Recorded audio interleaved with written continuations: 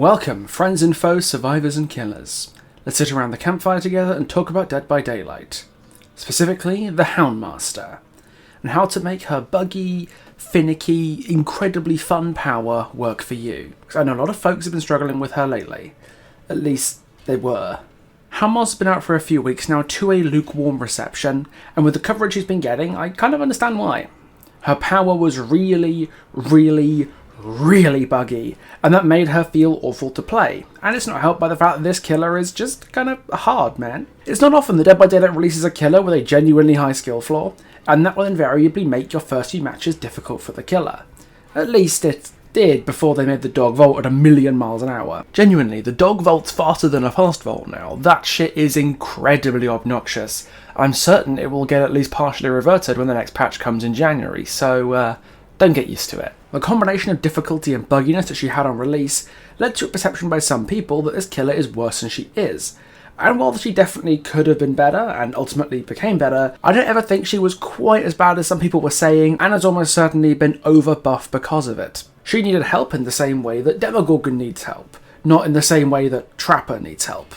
And now that she's gotten that help, arguably a bit too much help, I suspect there'll be a lot of people wanting to try her out but not knowing where to start. That's what this video is for. People who want to get started with the Houndmaster, a mini guide if you will, to set you up with the basics for getting into this killer. I intend to make a full guide for the Houndmaster eventually, but I know I've still got a lot to learn and iron out before I feel comfortable making a huge video on this in the vein of my massive Skull Merchant guide. But don't worry, I fully intend to make one of those big guides eventually. Plus she'll probably get changed again down the line, so I kind of want to wait until those come before I do a big guide.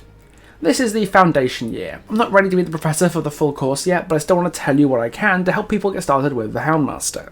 So let's start by establishing what she does. Houndmaster's power is her dog, Snug, and he operates in two modes: search mode and chase mode. Search allows you to pick a destination somewhere in the world to send Snug to that reaches out kind of like Pinhead's chain gateway. The range is limited, but if you send Snug to generators or exit gates, the range limit is removed. So you pick a destination and Snug will run over there with this little red circle that gets bigger the further he runs. Anyone in this area, including people on the ground or in lockers, will be lit up with Hound Sense for 45 seconds and revealed on Killer Instinct for a few seconds. Hound Sense survivors will receive a deep wound when they go from healthy to injured while affected by it. And injured survivors who are Hound Sense will bleed more and make louder noises while they're on the ground. The best bit about search mode though is its use as a map coverage tool. Snug leaves a trail behind him when he's running to a destination, and if the Houndmaster follows that trail, she'll move much quicker, at 150% speed until Snug comes back to her or she leaves the path. This means the haste can occasionally be used to get a hit if your search path happens to follow where a survivor is going, but usually this is a bit of a gimmick. Always worth a shot though if you get the chance.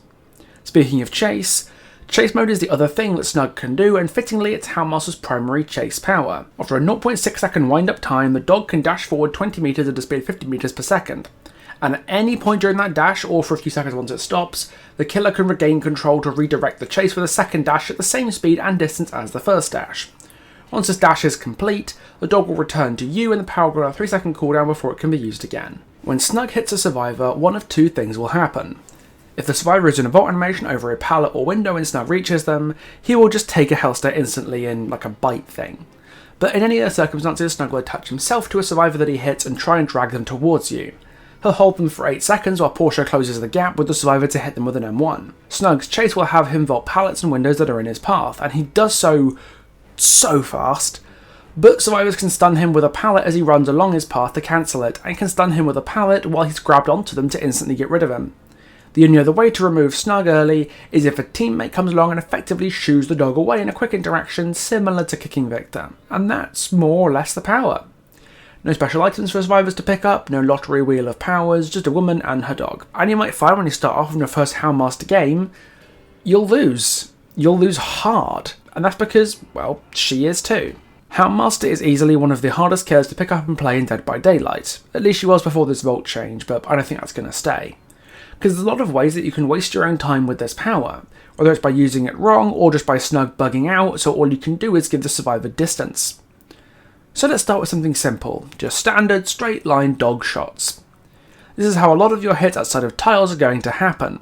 A survivor gets too close in the open, you wind up quickly and send Snug out in an instant hit before they have time to juke it. Snug moves at half the speed of a hunter's hatchet, so if the survivors get enough notice, he is quite dodgeable, especially at longer ranges, even with the recently increased hitbox. And the more you hold the power out, the more time you give the survivors to get themselves somewhere they can dodge. You need to be able to fire instantly, but fortunately you can pre-fire the dog before her animation and whistle fully plays. A lot of players will wait for the orange paw print markers to tell them where to aim.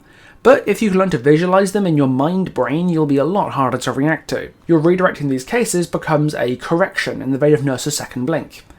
If you miss or the survivor dodges, you can redirect for a second chance at a hit. If you're using a redirect as a correction, you'll need to do it as quickly as possible, flicking as instantly as you can before the survivor can put distance on you and give himself room to juke you. This is the kind of thing that you can only get better at with practice, but it will get easier if you play killers who instant flick as part of their power usage, such as Wesker style dash killers or Deathslinger style ranged killers. What about inside tiles? Well, here's where things start to get a little bit unconventional, because at first glance, Snug sometimes feels unusable at several tiles. Your dash isn't that quick, it's often reactable, and you can't even break pallets with it like Billy or Demogorgon, so what's the point, right? Straight away, behaviour just buffed Snug's vault speed to 0.45 seconds, which is a lot. Making it 0.75 or 0.7, maybe even 0.65 would have been a significant buff without going overboard, but now you just can't pre-draw a pallet into Snug without him jumping it and then jumping you. Seriously, I can't tell you how frustrating it is that this vault buff came to life without any testing at all, because we've all heard this story before. A buggy killer with a high skill floor gets massively underrated in strength and then is just turbo buffed into space in a way that makes him completely obnoxious to play against and kind of brain dead to play. It happened with Twins, it happened with Singularity, and now it's happening to Houndmaster. Can't say I'm very fond of that, but there is a lot more value to Snug's vault than just, dog scamper. Once you know how he works and get some practice in, you'll come to learn that Snug has two very important tools to help you get hits inside tiles. His interactions taking vaults at angles, and his inherent huggability that lets him slide off terrain to get hits from unexpected directions. When he's mid-dash, Snug's vault will keep going in the direction you sent him in, for the rest of the duration of his dash. This is different from, say, Chucky, who scampers a pallet and immediately comes straight out the front regardless of the angle he entered from, and resets his dash duration when he does so. This allows for some really creative and precise hits, since you can have Snug directly follow a survivor away from a vault into a hit if you can predict the exact direction they're going to run in, and can let you hit over pallets in a similar way to a standard zoning or ranged killer. It's far easier to minutely adjust that angle on the first dash than it is on the second, because you can move Houndmaster while she's got the power wound up, but you can't move Snug in the window between using the redirect and sending off the second dash. You can see where Snug will path over a window or a pallet via the paw print tracks, but the survivor can't see these things. A small adjustment to Portia's facing can translate to a total shift in Snug's eventual direction that the survivor will be hard pressed to anticipate. Plus, being able to clear a vault at light speed in the direction that you want and then redirect on top gives you the best chance of catching a survivor unawares, because likely they will have no idea where you're going to redirect to until it's too late.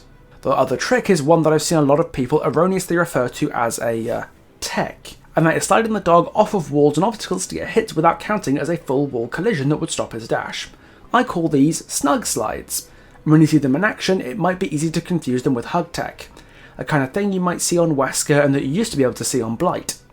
But with those killers, hugging the environment is unintended, and Blight especially has had multiple run through the ringer to patch out his unintended hugging mechanics.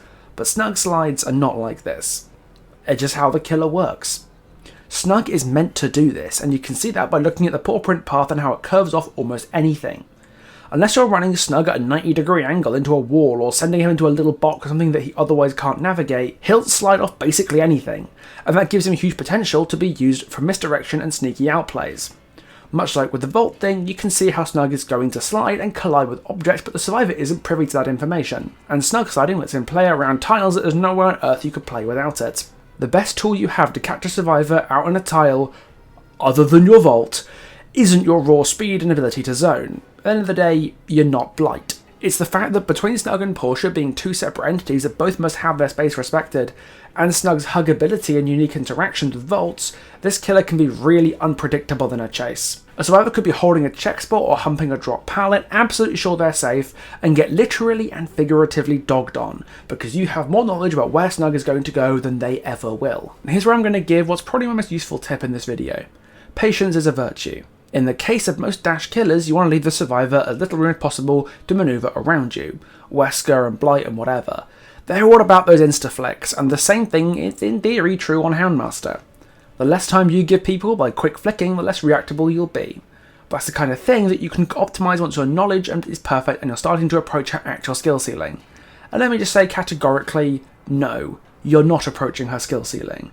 She's been out for like 2 weeks now. You're not playing her at her skill ceiling. Hell, if you clicked on this video, you're definitely not playing her at her skill ceiling. Even though I've been no-lifing her since the PTB, I know I'm not playing her at her skill ceiling either. But unless you know everything about her collision and know how to play every single tile in the game and every single angle you can approach it from on every single map, then I don't think trying to insta-flick on every single redirect gets you more value than playing patiently, at least if you're trying anything other than a direct hit in a straight line. Let me explain it like this, using this clip here. I could try to insta-flick here, just swing my camera around like a headless chicken and force her to dodge quickly or get hit. But that would be a bit, fair. If her reaction time is good or I'm not quick enough or precise enough, they might be able to dodge or get behind cover. So instead, I wait and consider my options. Tori runs away from Snug and paths herself around the tree, meaning I can slide off it and get the hit that way. Tori doesn't know for sure how Snug's collisions are going to work around this tree once stuff starts to get in the way, meaning she doesn't know exactly where he's going to end up until he's already set off an object. This has effectively reduced Snug's reactable distance, because his final trajectory and collision course with the survivor is decided here, not here. And the survivor doesn't know exactly where he's going to go until he gets here.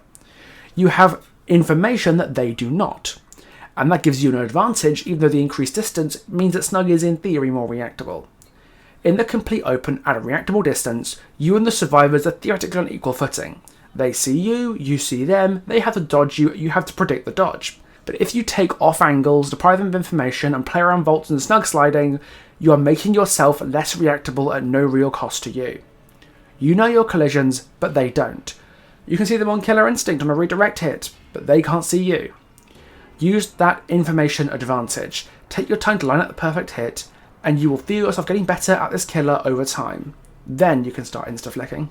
Exercising patience and playing with collision and vaults over relying on insta-flicks will help you learn the killer better even if you miss the attack, because you can see where Snug will go when he releases the dashes, and that will help you learn collisions and Snug's pathing in a tile better.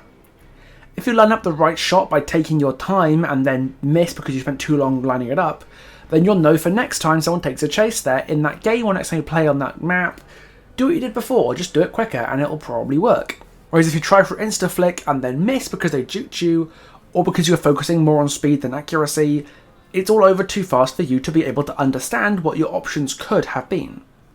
At close ranges where Snug is unreactable, then insta-flicks are the way to go. Once it starts to become a gamble, it's usually worth taking your time to line up the perfect shot. Even if it doesn't hit, you'll learn more to use next time, because it's not about hitting one shot or even winning one match of DBD. It's about getting better whether you win or lose. But there's one more thing to cover before we talk about builds and add-ons, and that's probably the most annoying part about playing Houndmaster even after the new patch. Snug's pull and drag rules once he connects with the survivor.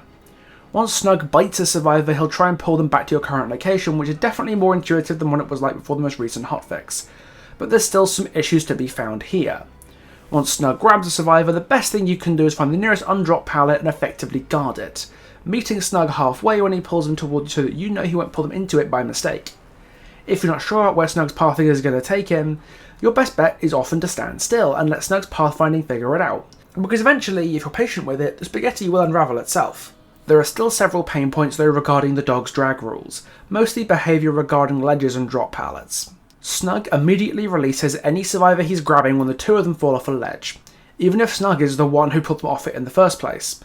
And if Snug detects a drop pallet between himself and you, he'll try and pull the survivor around the pallet, which means you could be breaking a god pallet and Snug will pathfind his way around half the map to get to you. Both these situations can be really frustrating, so I'd appreciate a change in the future where if Snug paths into a drop pallet or towards a ledge, he just stops right there with the survivor and doesn't let them fall off or try and pass around the pallet. Instead, he just holds them there, waiting for the Houndmaster to catch up, break the pallet if necessary, and get the hit. It would be a minor change, but even after these two bug fix patches, we're at least pretty sure more changes are going to come for her, and I hope these updates to Snug's pathfinding will be a top priority. That just leaves advice on builds and add-ons, Can I just say what a bizarre fucking choice it was to set Knotted Rope to a 2% attack cooldown reduction? That is half the value of a single Stabiffle stack. A 0.054 second reduction, which is just utterly pointless on the face of it. They said they're going to be reworking the add-on in the future, which is good, because I cannot think of an add-on in DBD that does less without being outright detrimental. It's so atrocious. But fortunately, Houndmaster has some useful add-ons, or at least add-ons that affect useful stats, even if they don't always, benefit those stats too much. Her power cooldown add-on, Smoked Snapper, is a classic case of this, with a 5% reduction to the power's 3-second cooldown, putting it to 2.85 seconds. It's a very minimal change. That being said though, she does still have some really solid add-ons though. Young Coconut, Barley Meal, Water Skin, Spyglass is great, the Torn Notebook is a solid eerie, it's basically rat poison if it was fair. Marlin Spike is great, especially with the add-ons that afflict Hound Sense players with bonus effects. And Ship Figurehead and Fatty Meat have their own uses that I'll be going into later.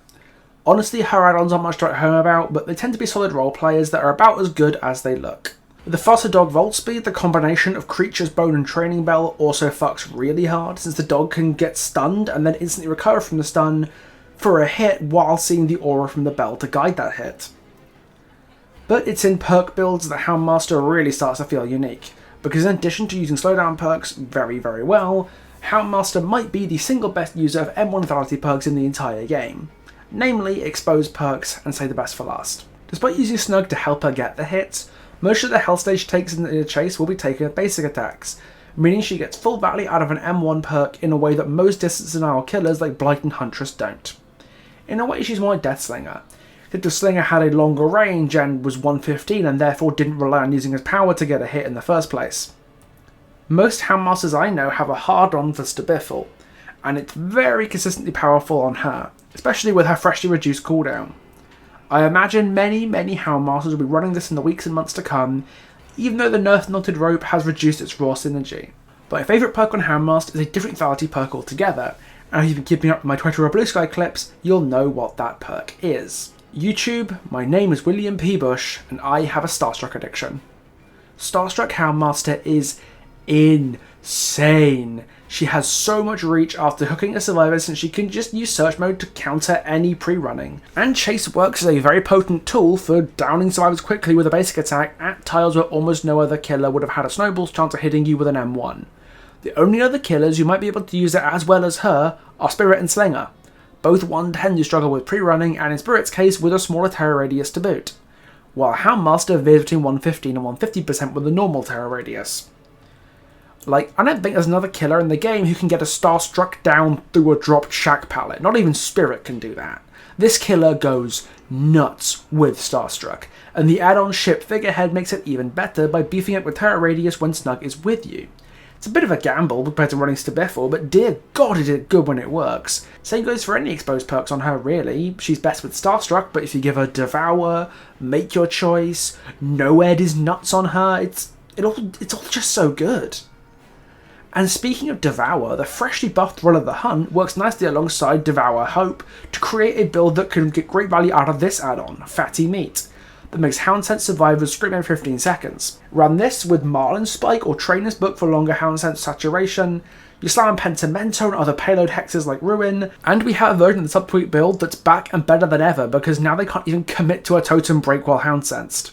You can send Snug to protect your totems and ensure those totems aren't going anywhere while getting full value out of the exposure from Devour, and using the search speed to minimise your downtime between hooks and protect your totems.